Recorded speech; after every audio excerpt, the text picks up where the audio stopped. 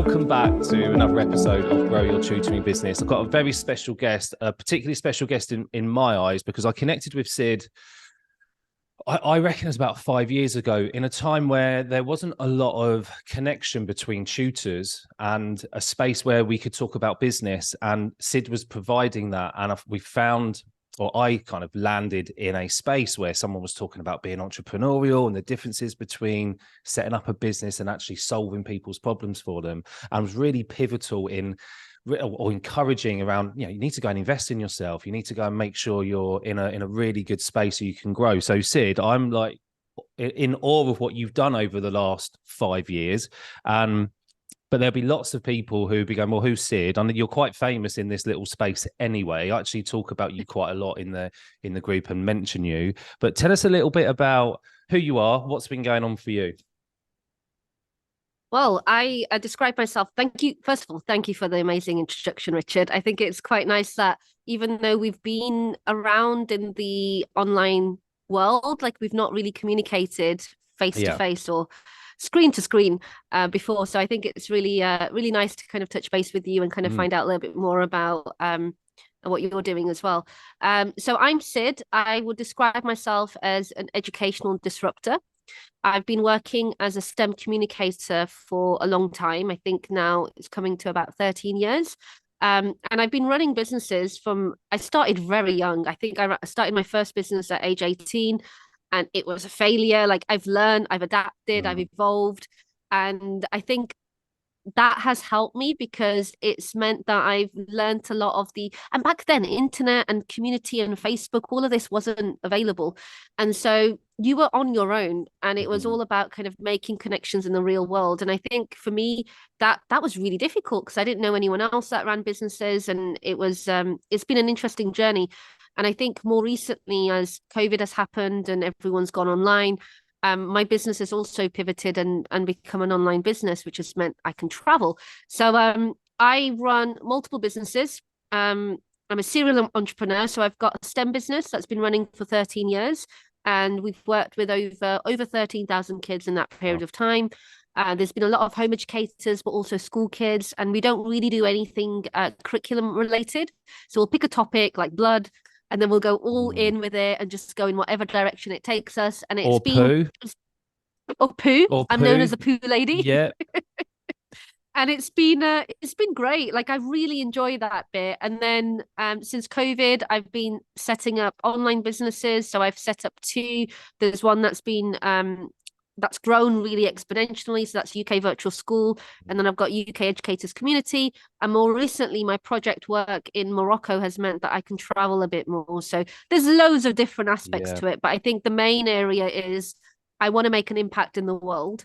And I think education is a great way to do that. And I know I can't do it on my own. So it's also about inspiring other educators and kind of getting them to buy into this idea that we have all this power at our fingertips. Like educators are amazing. They're able to tell stories, they're able to educate, they're able to change minds and mindsets.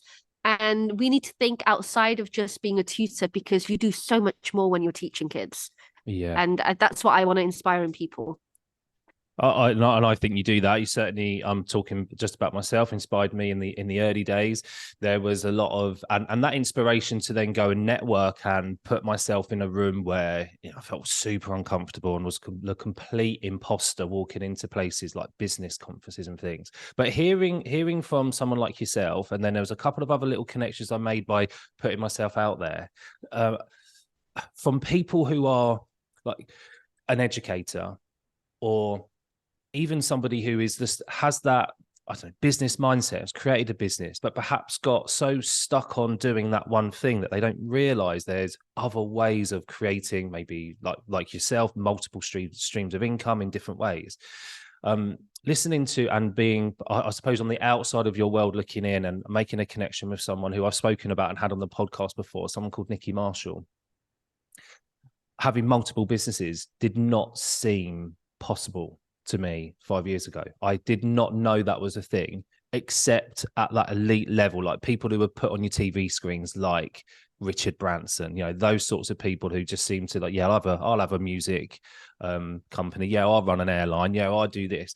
And so it seemed like it was just for those sorts of people, and it wasn't really for me. I still, part of me, I do run a couple of businesses now, but back then I was like, I don't even know how to run this one, let alone set up a second one. So where do you think that came from, that drive, like as an 18-year-old, to open a business and not be scared, like hold on to the fear and just do it anyway? Where does that come from?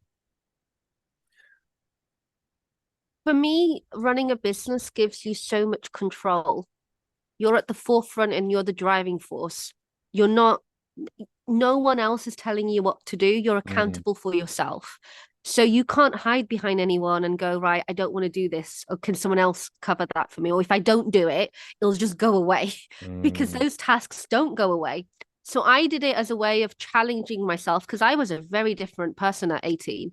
I was shy, I was reserved, I didn't talk to people, and the first business that I ran only lasted like a year and it didn't really take off. But the next one that I ran was Femtino's, and that's been running for 13 years. And I see that as my own personal development journey because it's grown me as a person. It's defined who my character is. It's pushed me to the limits. And through that business, I did. And again, I was very shy. Like I didn't have my photo on Facebook. I didn't have my photo on social media. I didn't want people to know who I was initially. I was afraid of what they might say or what they might do. And it's taken a lot of time to kind of get that element of confidence. And it's realizing that no one else is going to do things for you. You have to shout your own, you have to be in your own corner, and you have to be able to sell yourself. And those two skills don't come easy as anyone that lives in the UK, because we're told not to kind of blow our own trumpet. And so you grow up in a society where talking about what you're doing is seen as like you're showing off, or you're you've got a big ego. And I think that trying to break down those barriers and kind of going like, I have to do this, otherwise there's no income coming in. So I think all of those little bits and pieces that I did along the way, and I remember like one of a fundamental turning point for me was actually doing a public speaking course. And prior to that, I was really afraid of standing in front of, which is weird because you can stand in front of a class and speak to a bunch of kids. But when it comes to standing in front of some adults and talking to them, it's terrifying. And no one really teaches you how to project your voice. No one really teaches you what your voice is capable of doing. They just say, well, you're in a classroom, project. And you're like, well, how? They're like, just project, right? And I think doing that public speaking course and realizing what the actual skills were that enabled me to project my voice, that enabled me to tell a great story, to pause at the right points, to be able to get the message across in the most efficient and a really clear format. That was a fundamental turning point for me, because from that point, I felt really empowered. I then went on to host a radio show. Loved that. Did that for 2 years. Absolutely loved it. I spoke to so many STEM people in different fields. It was a science radio show. And then from there, or just before that, so there were two things. There was that public speaking course and having a business coach. That business coach, I remember, I paid a lot of money. I saved up for 2 years, and he came in for one afternoon. He came from London, and it was like, at the time, it was huge amounts of money for me, like £600 for a 2-hour session in an afternoon. And I'd followed him for a few years, and I really thought, oh my God, he's going to be the great person to kind of work with. And he didn't tell me anything new. I'd heard all of this stuff free. And I was like, I've just paid him so much money. But one thing he did do was he said to me, he knew I was afraid of being on camera. I hadn't been on camera anywhere at that point. And he said to me, why don't we just record something on your phone? You can delete it straight after. Right? And I was like, okay.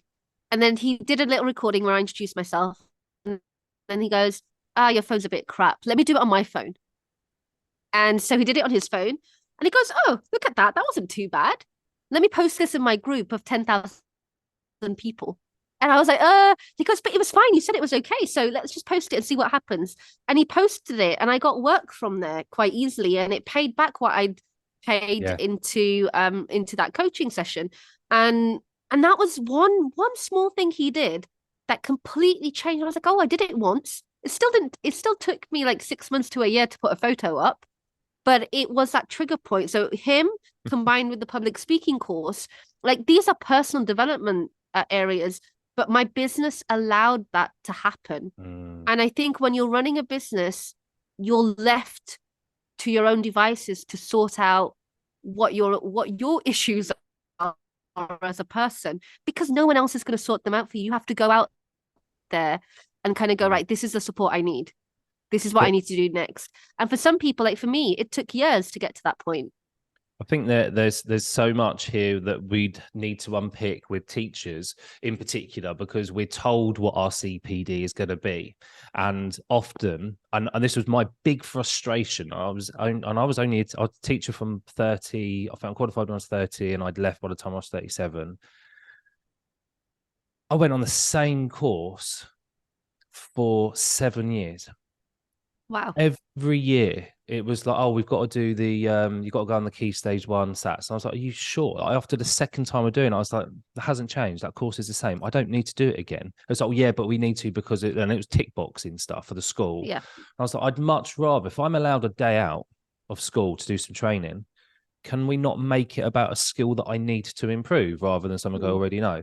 And so the words I was writing down as she was talking, Sid, was the word challenge, which you clearly like to put challenges in your way because you can cope with the pressure, right? So you've got the skills to go, right, here we go. I'm identifying something. That's the challenge. Let's go and solve it. And no matter what the pressure's like, and I say no matter what the pressure's like we all succumb to pressure at some point, or it might slow us down, or we procrastinate, however it manifests, you're able to or you have a skill set or something in your toolbox to help you cope with it. Is this something which you think you just have, or is this something that you have developed through personal development? I think it's something that I've developed Yeah. because when I was teaching in a school, I realized two things. I realized one was I started to stop being as creative. And when you stop being creative, you stop challenging yourself because you're starting to then think in a way that everyone else thinks, right? And the second thing I noticed was I wasn't given the ability, like you said, to do things outside of what was expected. You were like, this is what you're going to do, this is what you follow. And so they talk about growth mindset in schools, but it's not implemented from the top down. Like you can talk about something, but you got to really live it and breathe it to be able to be implemented by you as well as a teacher. And when you're not experiencing growth mindset, how do you expect to instill it in kids? And I think it was the decision I made to leave teaching. I was actually forced out of teaching. It was a really toxic environment for me. And when I made that decision to leave, was when everything changed. Like that's when I really started challenging. So that happened in 2017, and the business coach came after that, and the public speaking course came after that. And I think before that, I was terrified. I was a teacher. I know exactly how it feels. Like you don't want to do things differently. What will people say? Can I have a social media account? Can I do this? Like the policy says you can't do this. The policy says you can't do that. Like you're so restricted. You're almost told to leave your character at the gate. And they used to say this: leave your politics, leave your religion, leave your values at the gate. You are a teacher, and this is who you are when you are within a classroom environment. And so you're told to leave who you are. And I think when you're told to do that, how can you be expected to challenge yourself? You're not in a position to even be who you are as a person in that environment. This has always fascinated me, because there was I try to be as authentic as I can in all places, and I used to do that in school. And I had a job I was pretty much forced out of education. Again, similar kind of scenario, although there will always be differences to our stories. But to cut a really long story short, I was going for a post which I was a shoo-in for. All of my experience pointed me towards this particular post. And then on the day, and it didn't go well on the day, and there was loads of reasons for that. First of all, like probably at my lowest ever emotionally well-being time, like trying to go in and pick yourself up. But something happened, and in the feedback, I was just like, oh, do you know what? I'm happy to take that, because that was me being me. we was in this room with some children, and we was just chatting away like you would and being observed. And we was playing a game, and just in a natural conversation, one of the children said, "How old are you?" And I was like, "Oh, yeah," said my age. And they come back and said, "You shouldn't tell your children your age." And I was like, I can't really think of a really good reason why not. I just can't. No matter what, I just cannot think of a reason. Out of anything you could. And he said, "Well, that's considered rude." I was like, "How is it?" And I honestly still can't. I don't know why it's rude. Like, I get it if it was like, I'm putting gender here and not wanting to open that door. But if it was a female, maybe, because it is considered, I wouldn't even say it's rude, but it's considered a question you wouldn't ask. That's just the way that I was brought up. I wouldn't ask someone their age. This is a child who's inquisitive, curious. I think that's something that we should really be saying, like, or celebrating at least. And if I really didn't want to say, I could have said no. But I didn't. I'm happy to say, I was happy to say, because it was a number below 40 at the time. And now I don't say my age out loud anymore. But, and at the end, they was like, "Oh, you were way too friendly." And I was like, "Okay, that's fine." I would not have fit in there at all, because I am actually quite a friendly guy. And actually, with my class, I am quite friendly, because I think that's how you build a relationship. That's how I would build a relationship. But I'm still firm when I need to be as a teacher. But essentially, that's at the heart of it. And so this kind of restriction and constriction of your personality and who you are, yeah, I totally resonate with that. Totally. Is there, where you're sat right now, do you look back and regret any of that time, that part before you left and a bit after? No, because I had to experience that. I had to experience everything I went through to be where I am today. So I Yeah. look back and I go, if the school hadn't been as bad as it was, I would have stayed. That's what I would have regretted. Yeah. The school did me a favor for pushing me out, because it meant that it opened up so many doors for me. And every single opportunity that I've had that's come after has come from a result of these experiences I've had. I had to go through that to be able to be where I am now. Was there any So work there, Sid, like reframing, or was it an instant thing? Did you have to reframe it yourself later on, or? no, I think when you're in a really bad situation, you can't think outside of the box in that moment in time. And you feel like you are the failure. Like, I felt like when I left, I felt like I was the issue, because that's how a toxic environment makes you Yeah. feel, right? You feel like Yeah. you were the issue, you just didn't fit in. And that's what I was constantly told. You're just not a good fit. You're just not a good fit. And everything else pointed to something else. Like, I had external people telling me, like other teachers in the school saying, "Yeah, you have a legal case here." Like, Yeah. other people said, and I was like, "What?" Like, and I could not, like, when you're in a bad place, I don't know how people are expected to think rationally. They almost need someone else to hold their hand and kind of go, "Right, Yeah. you're in a bad place now. Like, this is what you need to do," because I had no clue what I needed to do in that time. And so that didn't come until much later. And I think that comes from being able to look at it from the outside now and kind of go, right, I needed to experience that. But during that time period, and while I was recovering from it, of course I thought, well, oh, I should have, like, known better. I should have not gone to that place. I should have avoided it. I should have known that I was a token higher. Like, you always kind Is that of doubt. was that the case? Is that what you think was the case? Yeah. Yeah. Because they only interviewed two candidates, and we both happened to be ethnic minority females. Right. Okay. And we were the only ethnic minority in the entire school. They hired me. They asked me at my job what my faith was. So, like, all of these questions, but you're not meant to be asking. So it was really interesting. And then they didn't like the fact that I responded back. I think they expected me to just submit and do as I was told and not really have an opinion about anything. You weren't going to play the game, Sid, basically. Yeah. Well, the first year I did, and then the second Yeah. year, because I was like, maybe it's me, maybe I don't know. And the first year I played the game, and the second year I was like, right, now there's other people in the department less experienced than me, and they still treated me really badly, and I wasn't having it at that point. But it got so bad to the point where I got back pain. I was really young at the time, and I got back pain from all the stress. Wow. And the department didn't speak to me for 2 whole weeks. They ignored my existence. That is awful. Yes, like, I was not even there. I'd walk in and they just not even look at me. They wouldn't even say morning to me. They wouldn't have any interaction. I only had interaction with the kids those 2 weeks. And then the back pain hit in, and then that was it. I was confined to bed for a week. And then after that point, I had a meeting with my head of department because my deputy head told me that I needed to have a chat with him. And I asked, can you be present in that meeting? And he said no. And then when I finally had that meeting with my head of department, he just yelled at me and he said, you're going to do things our way. This is how we do it here. Mm. And I left the room in a flood of tears and I just said, I can't stay here anymore. I just Mm. can't. And it was a horrible experience, but he did me a favor. Yeah, Like yeah, I yeah, needed to, yeah, but back then, of course, it yeah. was Polite. horrendous. But just thinking about like your experience as well, and the fact that you were told it's a rude question, you didn't find it rude. Oh.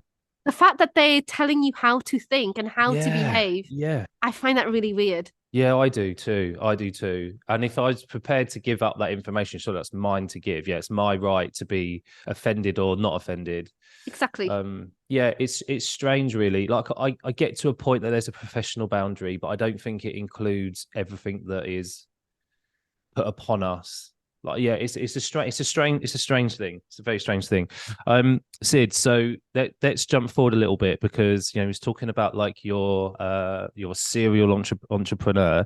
There's one thing in particular I'd really like to ask you about, and this is UK virtual schools and how that came about, because I think this is what ended up being more of a it actually took you it's taken you quite a long time like to get it all set up and running, and you've put quite a lot of time into it from what I can gather from the outside Yeah. looking in. So tell us how that started, where you're at with it now, and then what's next. So 3 questions in there, Sid, sorry.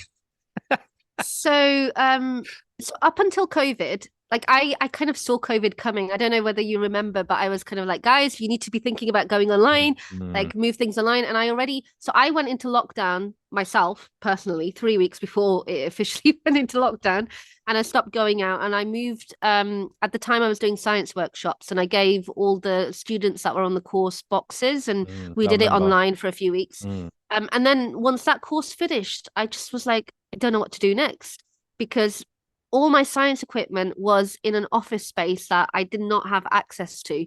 It was locked up during the official lockdown. And so I was in a dilemma where I was like, how do I teach science without science equipment? And I played around with a few different things. I did 33 days on YouTube where I ran a session every day for mm, free, and I did a couple of paid things. And I kept getting parents contact me saying, Sid, can you do stuff online? The schools are not doing anything live. They're just giving us worksheets. They're making us do all the work. Can you do curriculum stuff? And I kept saying, no, I don't want to do anything curriculum related. I was still so traumatized from being in a school environment. I was like, no, I don't want to do anything like that. And then I was a governor at a primary school at the time, and they did not do a single live class. And I challenged them. mm, They did not like that. I challenged them at every meeting, like, why aren't you doing anything live? And they said, oh, it's not going to work. I was like, how do you know it's not going to work if you've not even tried? They're like, mm, no, the kids aren't going to participate. And I got frustrated. I left that governor post. And at the same time, I had all these parents contact me, and I was like, okay, let's try it. Like, this is coming to me right now. Like, people are asking for it. Let's try it out. Like, I'm not going to know until I tried it. So, end of May 2020 is when I went, right, I'm going to give this a go. And that was after like I'd taken a couple of weeks off just to kind of clear my head. I stopped doing anything online for a little while. It was during Ramadan. And as soon as Ramadan finished, I had this clarity. I was like, right, I'm going to give this a go. And so I trialed it for 3 weeks. There was myself, I did maths and science. I had an English teacher that came from my STEM workshop. She used to do a little bit of drama for us. And then I had one video editor. And it was just 3 of us. We trialed it for 3 weeks with 15 kids. And at the end of the 3 weeks, I got feedback from the families. And the feedback was, oh, you just didn't hand out Twinkle worksheets. And I was like, is that what everyone else is doing? They're like, yeah, they're just giving us Twinkle worksheets and then just working through them. And I was like, yeah, but you're paying for teaching. And they're like, yeah, but you guys actually did teaching. And I mm, was like, okay, so maybe there's a gap here that people aren't really utilizing online like it should be. So then I did a call out and we started hiring out teachers, and we officially started in July 2020. And I think I hired a physics teacher at the time, and we had a couple of other teachers. And then September 2020 was the new academic year. We had a big influx of people coming and joining us, but it was COVID. And I only did monthly payments, so people could come and go as they pleased. It was chaos. Mm. And we had a lot of people join us and leave us. And so as schools were opening, they'd come and they'd go, and they'd come and they'd go. And by December, actually by January that year, we had 18 staff. Wow. And it just grew very quickly. And when I say 18 staff, they're not full-time at this point. No, They're just no, teaching yeah, like their yeah. subjects, right? But I hadn't managed such a big team, and I was teaching still as well. And it was a lot of work. I was doing 15, 16-hour days, but it was lockdown. There was nothing else to do. It kept Yeah. me sane. But it was a lot of stress. And we finished our first academic year without a proper website. I think we had like a one-page site, and parents started saying, "You've got something good here, but your website doesn't reflect it. Mm. Your branding doesn't reflect it." Because at that time we didn't have a really distinctive brand. Mm. And then I spent a lot of time building the brand up. And as you now can see, we've got like 4 characters that represent our values, and they're very much central to how we function. Um, and and now we've been running for 3 years. This is our fourth academic year. We have a team of 28 staff. A couple of them are now full time, and they are doing leadership roles as well. So it has grown, and we've got students from 30 different countries across 5 different continents at the moment. And we've done our first residential trip in Morocco. So we had families from America, from Bermuda, from Latvia, world schooling families that flew in from Vietnam and from UK, Wow. and they all came together, and we hired the entire hotel. And what was really beautiful is because our values are aligned, the kids got on so well, and the Mm. parents got on so well. Like this, they're different people from different Mm. parts of the world, different ethnicities, different experiences, and yet we all came together and we just got on so well. And so the power of values, I think, is super important, Mm. and making sure that everything from staff to students to families and how you're doing things, everything kind of aligns. And now we're at the point we're looking at expanding and running timetables on the American time zone and one in the Asian time zone. So we're going to have three timetables running at the same time from September next year. And we're just going to go from there and see where it Wow. goes. So really grown, and Mm. it's only been like 3 years. This is our fourth academic year. Yeah. But it just sounds like that everything that I connected with someone maybe about 6 7 months ago who left teaching before qualifying. She actually did the PGC, but didn't do the NQT or whatever it is called now. It was NQT when she was doing. I think it's I think it's ECT. ECT now, I think. ECT or EQT. I don't know, Something something like like that. that. And we were talking about this, like, where does it come from? Like, where does this business acumen like, is it something that you just have? It's something you learn? And when we was sort of going over the history, the job history, when you start piecing together like all the failures, all the things I've done in the past, Yeah, trying things out, being experimental, learning from it, taking it into the next thing and the next thing and the next thing, almost yeah, like a feedback loop, isn't it? You suddenly get to the point where you go, oh, it's working. This is it. This is the thing. yeah. Or I know for you, it'll be multiple things, but like this, the UK virtual schools, like to grow to that extent within 3 years, considering most businesses don't survive past the first year, you know, it's an incredible amount of growth. Are there any worries or concerns or anything like, for example, like just not like overshadowing concerns, but things like recruitment, things like contracts, things like those kind of like the nitty gritty part of the business? How are you Yeah. overcoming those kind of worries and concerns in the growth of the business?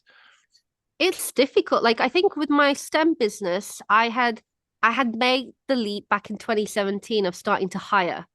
And that was a bit like, I was like, oh my God, I'm responsible for people, right? Yeah, But yeah, because I'd overcome that fear, because I'd been doing it for a little while, then when it came to hiring people for UK Virtual School, it didn't feel that bad. Because I think, like you said, people see the overnight success and they go, how did he achieve that? And yeah, I'm like, it's not an overnight success. It comes with mm, 10 years of yeah, prior testing and trialing things. So that element, I already had hired people on 0-hour contracts because that kind of work was here and there. But last year, no, in our second year, we went with permanent contracts. Was it second or third year? Third year we went with permanent contract, and that was scary because Mm, suddenly I had to like now learn all the laws related to what a yeah. permanent contract entailed. Mm, And I've made mistakes. I've put like I've overseen stuff, and I've gone, oh, like I didn't see that in the contract. Like, oh, like I need to mm, change that for the next contract. There's loads of things, and it's when you're a I think when you're an adult, you think your learning has stopped. Like you've been through school, you've done your education, you've got your degree, you've settled into somewhere, a career, and that's it. Your learning's pretty much done, and you just have to regurgitate the same information for mm, the rest of your life. That's not it. Like you're mm. constantly learning, especially in business. Everything evolves. There's new marketing strategies, there's new Yeah. this, new that. And I think the biggest like recruitment's been really difficult. Finding the right teachers Mm, that that align with the values, that think outside the box, that aren't so traumatized by their experiences in schools that they can't think any other way. It's difficult because teachers that have been through that process have a fear of doing things differently. And mm, you're almost coaching them to kind of go, no, you can experiment here. You yeah. can do things differently. You can do this. You can do that. Yeah. And there's Wise been so words. many scenarios where they've gone, oh yeah, I've not been contacting parents because we never did that in our previous school, and I didn't think that I was allowed to. And Mm, I was like, no, I want you to actively contact parents. I want you to be doing this. And what I'm finding, people say when you have a team, your life is a lot easier. It's a lie. It's not easier. It's a lot of work, and it's just that the work shifts, and now you're having to manage people. And mm, I think that's been my biggest challenge because I have not been in an employed role where I have looked up to a manager and gone, oh, he handles that well. So I don't mm, know what a good manager looks like because I've mm, had really poor experiences in a school environment. So for me, I always feel like I'm failing at being able to manage people effectively. And I have done a lot of work. I've had a business coach. I've had a coach that's worked internally with the team. I've attended workshops. I've done lots of reading. I've done a coaching course to kind of learn the skills that I need to become a mm, better listener, to be able to ask the right questions. But when it comes to like implementation, it's so easy to forget and fall back into your normal habits. So it's a constant learning process. And at times I feel like, oh, that conversation went well. And then I hear from my business coach, you're not having enough conversations with your team. I'm like, mm. oh, I thought that was going well. So I'm still learning. Like managing people is so unpredictable. People come with their own baggage. There's a funny story, and it's Richard Branson's story, and it's probably about 30 years old. But he'd already had multiple businesses, and he's a multimillionaire, probably close to being a billionaire at this point. And he sat down, he's acquiring a business, and he's got all of his team around him, and the other companies sat down the table. And the guy who's basically passing over the company to him is talking about gross profit and net profit. And it becomes clear to one of his members of staff that Richard Branson had no idea what the difference was between gross and net. And he'd already had been working in the business world for for a long, long time. And sometimes things comes naturally. A lot. I totally resonate with that whole idea. Like, how do you know how to be a good leader if you Mm, haven't had the role model of having a good leader? What does it look like? yeah, And even a good leader will have points where you go, I didn't like that bit. Or yeah, even a poor leader will have points where you go, oh, do you know what? I definitely don't want to put that in my toolbox. That was rubbish. yeah, And yeah, so you can always learn from poor stuff, but it's not as good as having a good role model. But there's yeah, just always something to learn. Like you say, it's such a, it's just changing so fast, isn't it, at the moment? Like we think about AI, we think about like how people want to access information, where they're consuming it, and in at what rate. Like even things like the YouTube shorts and TikTok, and what's the best way to market a business now? What's the best way to get your message out there and put your branding in front of people? It's just never ending. And that's just one aspect, let alone growing a team mm, and then developing a leadership style that still yeah, aligns with your values and everything else that yeah, you want to have in place. Is difficult. Sid, we'll wrap it up because we've been talking for quite a while. I've got loads of yeah, questions I haven't asked you. I did kind of warn this in the beginning that perhaps there's a part two. I think there definitely will be in the future. I just want to say thank you because I think you created a space at a time when nobody else was doing it and talking about teaching and having that entrepreneurial way of thinking, and almost forcing people down the path of you can be creative, you can do it in the way that you want. And I'll be forever appreciative of that. And I'm so happy that we've managed to share this space together so that other people can connect with you and learn from you. What's the best way for people to come and find out more about you? Is there any links where they can come and find you? I think the best place is just to follow me on Facebook, Okay. at Sid Femtinos. I think that's where like I just post my random thoughts, which I haven't been doing recently, right? But that's where like everything kind of goes on, and that you can also reach out to me on through Messenger from there.